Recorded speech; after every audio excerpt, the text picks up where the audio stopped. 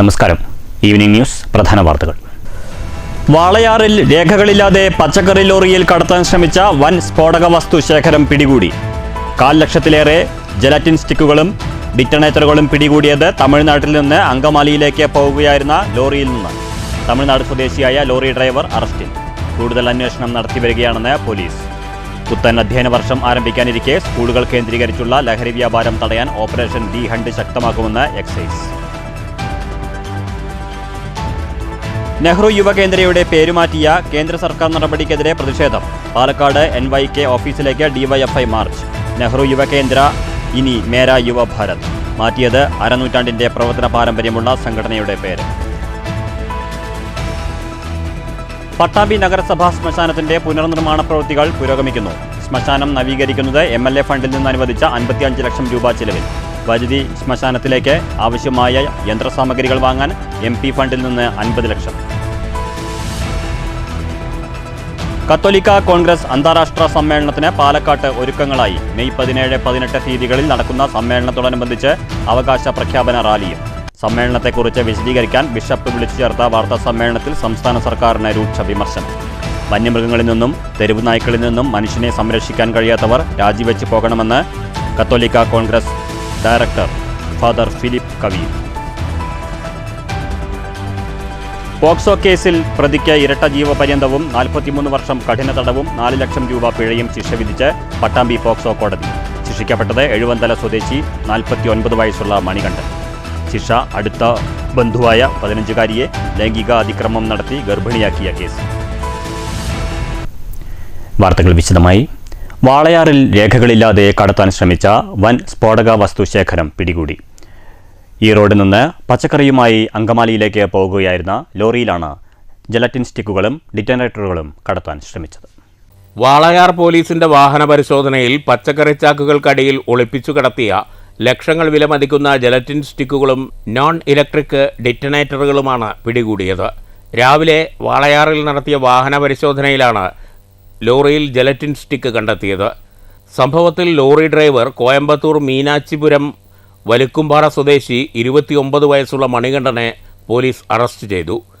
200 ബോക്സുകളിലായി 25,400 gelatine സ്റ്റിക്കുകളും 12 ബോക്സുകളിലായി 1,500 ഡിറ്റനേറ്ററുകളുമാണ് പിടികൂടിയത്. വാഹനത്തിൽ പച്ചക്കറി നിറച്ച ചാക്കുകൾക്കടിയിൽ സൂക്ഷിച്ചിരിക്കുകയായിരുന്നു ഇവ. വരും ദിവസങ്ങളിലും പരിശോധന ശക്തമാക്കുമെന്നും പിടികൂടിയ സ്ഫോടക വസ്തുക്കൾ എങ്ങോട്ടാണ് കടത്താൻ ശ്രമിച്ചതെന്ന് സംബന്ധിച്ച് വിശദമായ അന്വേഷണം നടത്തുമെന്നും വാളയാർ പോലീസ് അറിയിച്ചു. News bureau, Palakkad. അടുത്ത ബന്ധുവായ 15 വയസ്സുകാരിയെ ലൈംഗിക അതിക്രമം നടത്തി ഗർഭിണിയാക്കിയ കേസിൽ പ്രതിക്ക് ഇരട്ട ജീവപര്യന്തവും 43 വർഷം കഠിന തടവും 4 ലക്ഷം രൂപ പിഴയും ശിക്ഷ. എഴുവന്തല മൂരിത്തൊടി വീട്ടിൽ 49 വയസ്സുള്ള മണികണ്ഠനെയാണ് പട്ടാമ്പി പോക്സോ കോടതി ശിക്ഷിച്ചത്.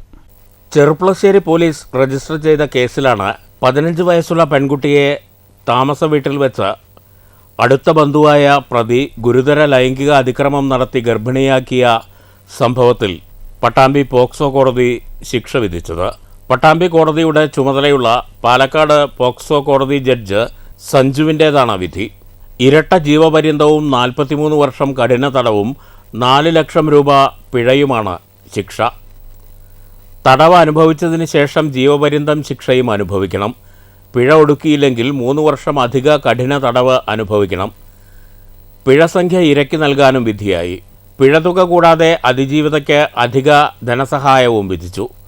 Circle inspector M. സുജിത്താണ് കേസ് രജിസ്റ്റർ ചെയ്ത് അന്വേഷണം നടത്തി കുറ്റപത്രം സമർപ്പിച്ചത്. പ്രോസിക്യൂഷൻ ഭാഗത്തു നിന്ന് 20 സാക്ഷികളെ വിസ്തരിച്ചു. പ്രോസിക്യൂഷന് വേണ്ടി അഡ്വക്കേറ്റ് നിഷ വിജയകുമാർ ഹാജരായി. News bureau, Pattambi. പാലക്കാട് നെഹ്റു യുവകേന്ദ്ര ഓഫീസിലേക്ക് DYFI മാർച്ച്. 53 വർഷത്തെ പ്രവർത്തന പാരമ്പര്യമുള്ള സംഘടനയുടെ പേര് കേന്ദ്ര സർക്കാർ മേര യുവ ഭാരത് എന്നാക്കിയതിൽ പ്രതിഷേധിച്ചായിരുന്നു മാർച്ച്.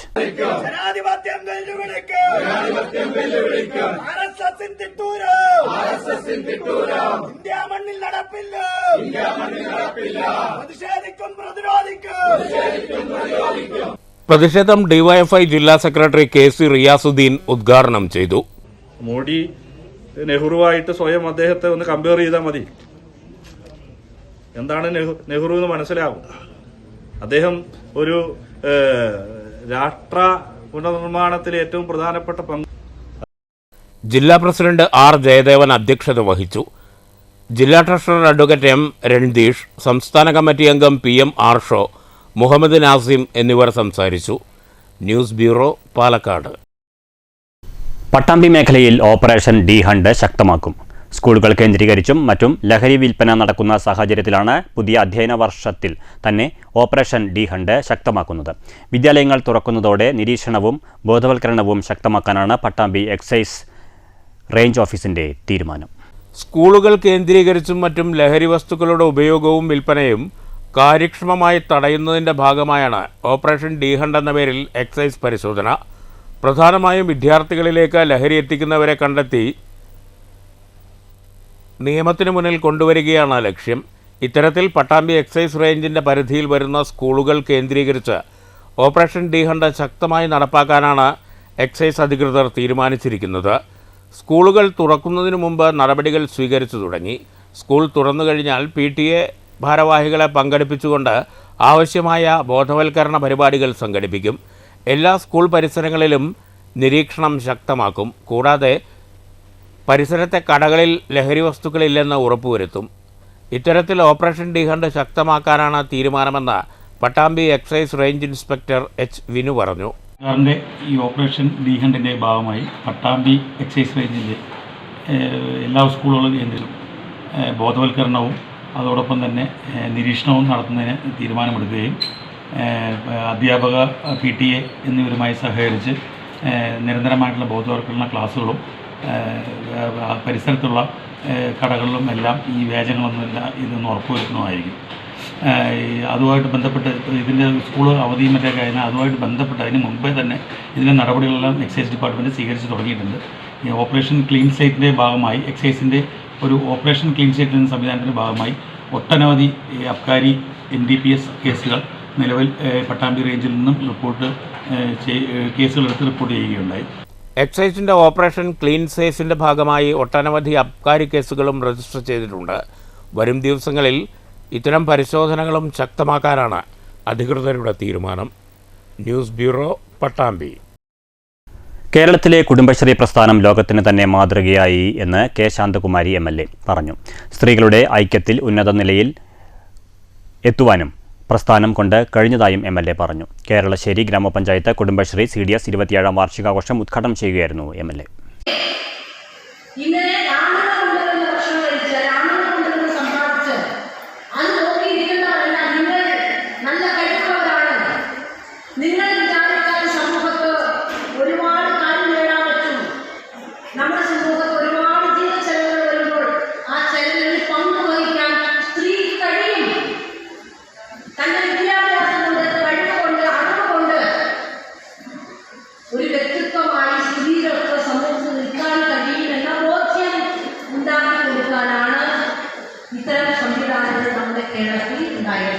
ഗ്രാമപഞ്ചായത്ത് പ്രസിഡന്റ് ഷീബ സുനിൽ അധ്യക്ഷത വഹിച്ചു. CDS chairperson A. Prameela report അവതരിപ്പിച്ചു. പഞ്ചായത്ത് വൈസ് പ്രസിഡന്റ് ഫെബിൻ റഹ്മാൻ, ജില്ലാ പഞ്ചായത്ത് അംഗം A. പ്രശാന്ത്, സ്റ്റാൻഡിംഗ് കമ്മിറ്റി ചെയർമാൻമാരായ B. Shajida, OK. Ramachandran, M. Rama, block അംഗങ്ങളായ നന്ദിനി, രജനി, ഗിരിജ എന്നിവർ സംസാരിച്ചു. തുടർന്ന് കലാപരിപാടികളും അരങ്ങേറി. News bureau, Pathiripala.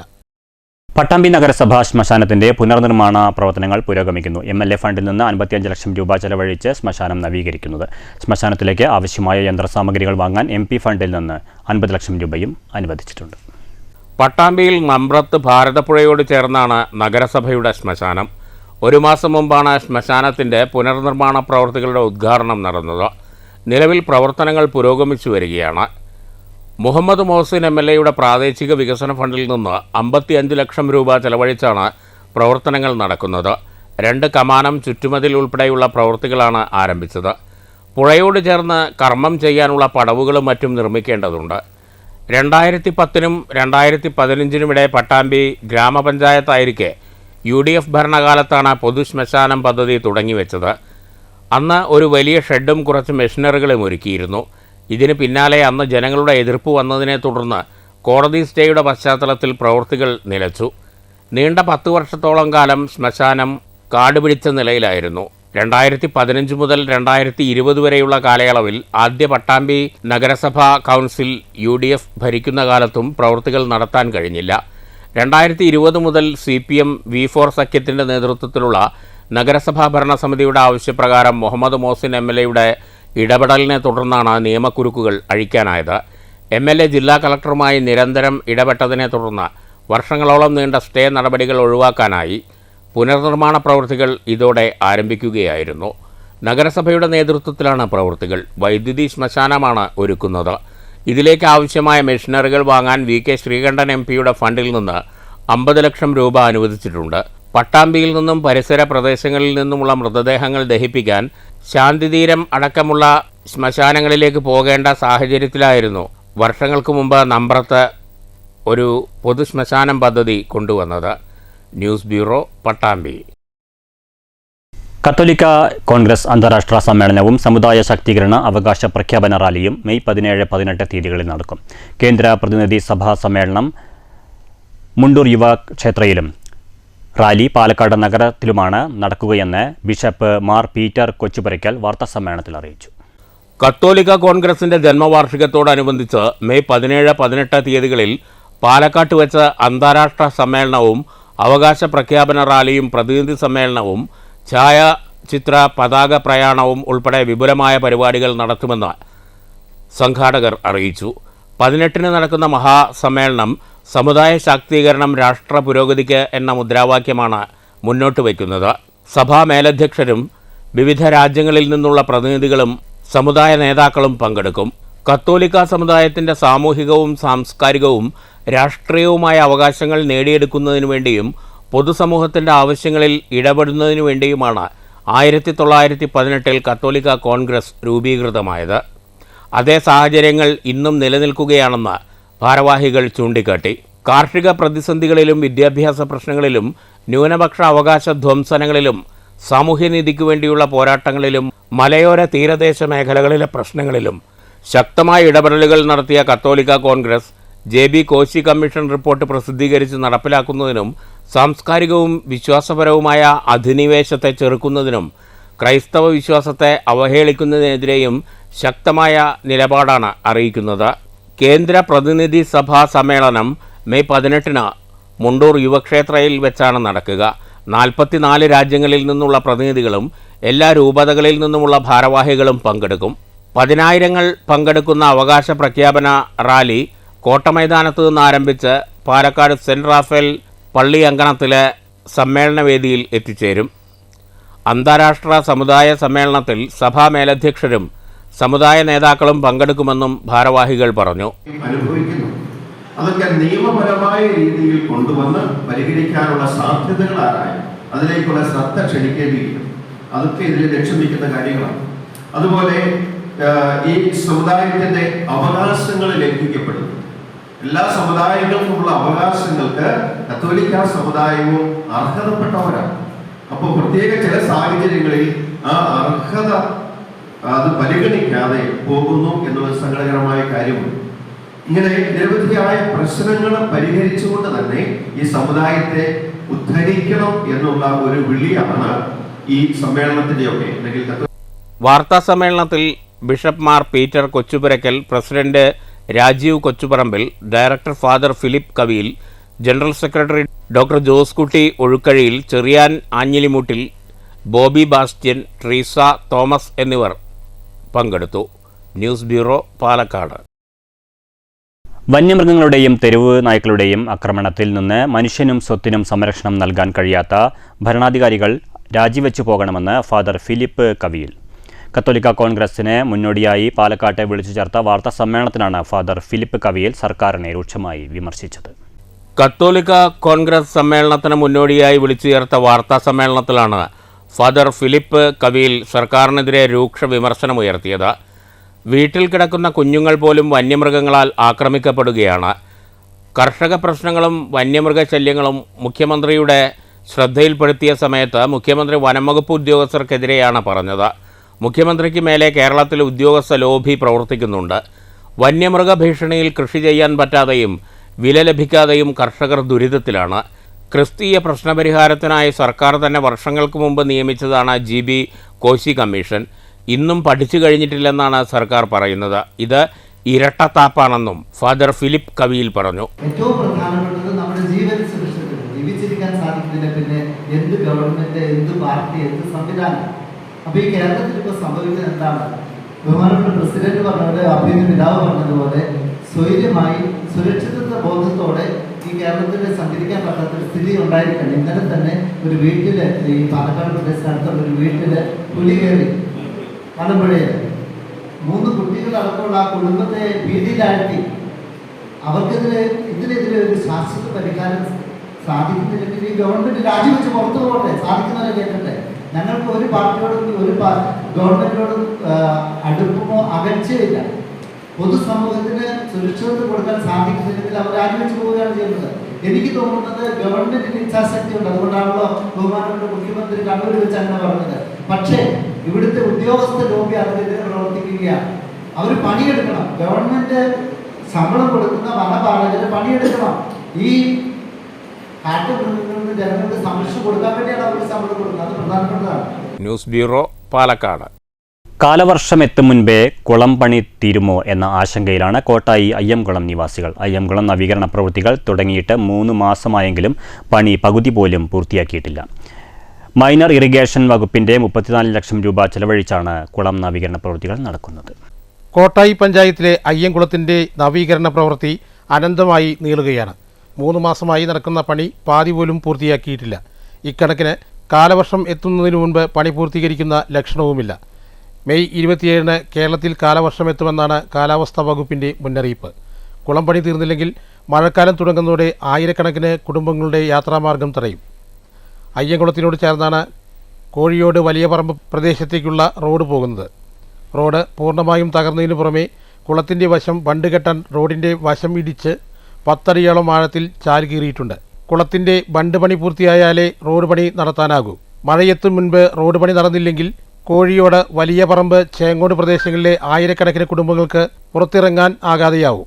3 മാസമായിട്ടും കുളം പണി ഇഴഞ്ഞു നീങ്ങുന്നതിൽ നാട്ടുകാർ പ്രതിഷേധത്തിലാണ്. കുളത്തിൻ്റെയും റോഡിൻ്റെയും പണി സമയബന്ധിതമായി തീർക്കാൻ ഉദ്യോഗസ്ഥരും ജനപ്രതിനിധികളും ആവശ്യമായ ഇടപെടലുകൾ നടത്തുന്നില്ലെന്നും ആക്ഷേപമുണ്ട്.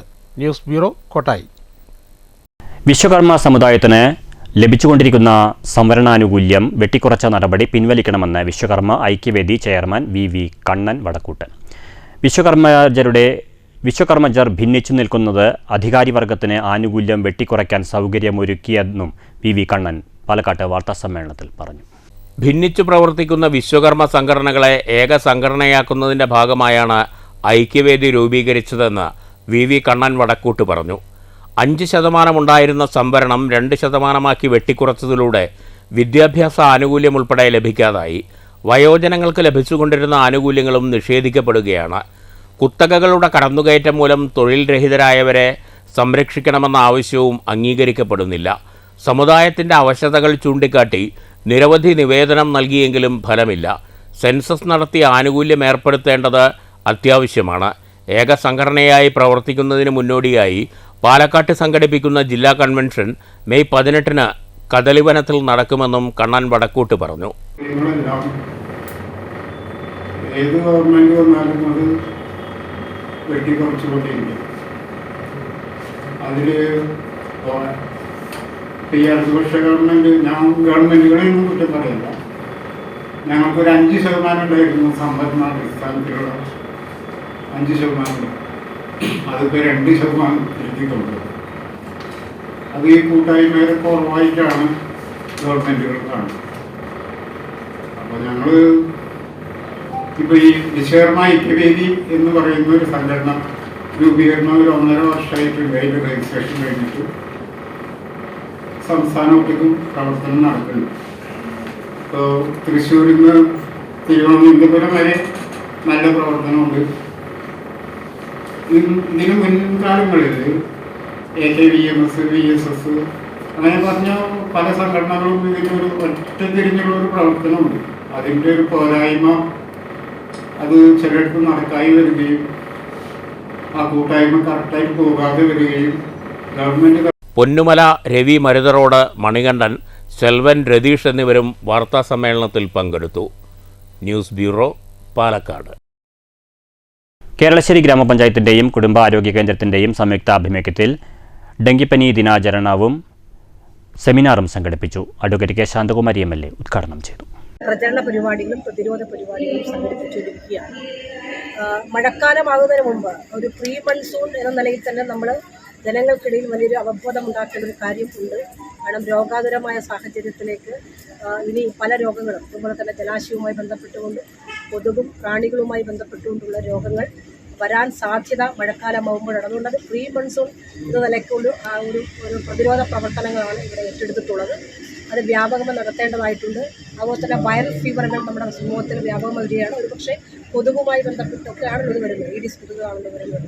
അപ്പോൾ അതൊക്കെ നമ്മുടെ നാട്ടിൽ പലപ്പോഴും കണ്ടുവരുന്നുണ്ട്. പഞ്ചായത്ത് പ്രസിഡന്റ് ഷീബ സുനിൽ അധ്യക്ഷത വഹിച്ചു. ഡെങ്കിപ്പനി രോഗങ്ങളും പരിഹാരവും വിഷയത്തിൽ സെമിനാർ നടന്നു. Health inspector AK Suresh class എടുത്തു. എക്സിബിഷനുമുണ്ടായിരുന്നു. JHIമാരായ PS Samit, Ramya R, JPN ചാരുത, ആശാവർക്കർമാർ എന്നിവർ പങ്കെടുത്തു. News bureau, Pathirippala. പ്രധാന വാർത്തകൾ വീണ്ടും. വാളയാറിൽ രേഖകളില്ലാതെ പച്ചക്കറി ലോറിയിൽ കടത്താൻ ശ്രമിച്ച വൻ സ്ഫോടക വസ്തു ശേഖരം പിടികൂടി. 1/4 ലക്ഷത്തിലേറെ ജലാറ്റിൻ സ്റ്റിക്കുകളും ഡിറ്റണേറ്ററുകളും പിടികൂടിയത് തമിഴ്നാട്ടിൽ നിന്ന് അങ്കമാലിയിലേക്ക് പോകുകയായിരുന്ന ലോറിയിൽ നിന്ന്. തമിഴ്നാട് സ്വദേശിയായ ലോറി ഡ്രൈവർ അറസ്റ്റിൽ. കൂടുതൽ അന്വേഷണം നടത്തിവരികയാണെന്ന് പോലീസ്. പുത്തൻ അധ്യയന വർഷം ആരംഭിക്കാനിരിക്കെ സ്കൂളുകൾ കേന്ദ്രീകരിച്ചുള്ള ലഹരി വ്യാപാരം തടയാൻ ഓപ്പറേഷൻ ഡി ഹണ്ട് ശക്തമാക്കുമെന്ന് എക്സൈസ്. നെഹ്റു യുവകേന്ദ്രയുടെ പേരുമാറ്റിയ കേന്ദ്ര സർക്കാർ നടപടിക്കെതിരെ പ്രതിഷേധം. പാലക്കാട് NYK ഓഫീസിലേക്ക് DYFI മാർച്ച്. നെഹ്റു യുവകേന്ദ്ര ഇനി മേര യുവ ഭാരത്. മാറ്റിയത് അരനൂറ്റാണ്ടിന്റെ പ്രവർത്തന പാരമ്പര്യമുള്ള സംഘടനയുടെ പേര്. പട്ടാമ്പി നഗരസഭാ ശ്മശാനത്തിന്റെ പുനർനിർമ്മാണ പ്രവൃത്തികൾ പുരോഗമിക്കുന്നു. ശ്മശാനം നവീകരിക്കുന്നത് MLA ഫണ്ടിൽ നിന്ന് അനുവദിച്ച 55 ലക്ഷം രൂപ ചിലവിൽ. വൈദ്യുതി ശ്മശാനത്തിലേക്ക് ആവശ്യമായ യന്ത്രസാമഗ്രികൾ വാങ്ങാൻ MP ഫണ്ടിൽ നിന്ന് 50 ലക്ഷം. കത്തോലിക്ക കോൺഗ്രസ് അന്താരാഷ്ട്ര സമ്മേളനത്തിന് പാലക്കാട്ട് ഒരുക്കങ്ങളായി. മെയ് 17-18 തീയതികളിൽ നടക്കുന്ന സമ്മേളനത്തോടനുബന്ധിച്ച് അവകാശ പ്രഖ്യാപന റാലിയും. സമ്മേളനത്തെക്കുറിച്ച് വിശദീകരിക്കാൻ ബിഷപ്പ് വിളിച്ചു ചേർത്ത വാർത്താ സമ്മേളനത്തിൽ സംസ്ഥാന സർക്കാരിന് രൂക്ഷ വിമർശനം.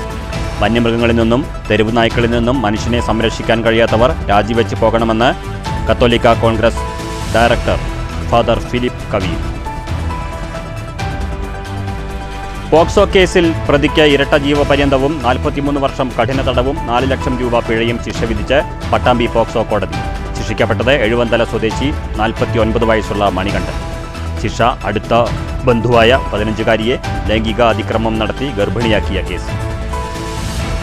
ഈ വാർത്താ ബുള്ളറ്റിൻ സമാപിച്ചു. നമസ്കാരം.